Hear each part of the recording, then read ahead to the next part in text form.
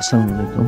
আমি আজকে আপনাদের সাথে ভিডিওতে যে বিষয় নিয়ে আলোচনা করতে যাচ্ছি সেই বিষয়টি হলো বাছুরের পেট ফাঁপা রোগ, বাছুরের বদহজম রোগ বা বাছুরের খাবারে বেশি খেলে কি করতে হবে এই নিয়ে।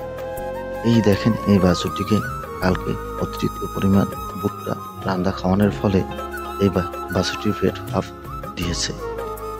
আপনার খামারে এই ধরনের সমস্যা হলে আপনার কি করেন? দেখেন, এই বাছুরটির পেট ফাঁপার কারণে একে পেট ফাঁপার ওষুধ খাওয়ানো হয়েছে। পেট ফাঁপার বাজারে নানান ধরনের ওষুধ পাওয়া যায়।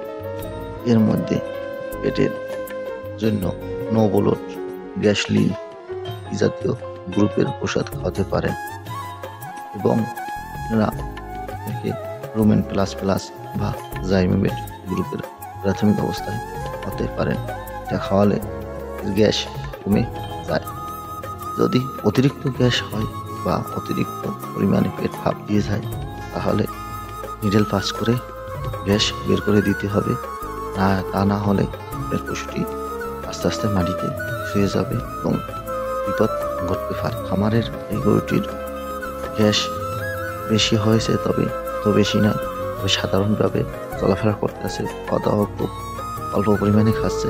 এর জন্য এই কাজটি করা হচ্ছে না, থেকে ঔষধের মাধ্যমে চিকিৎসা দেওয়া হচ্ছে।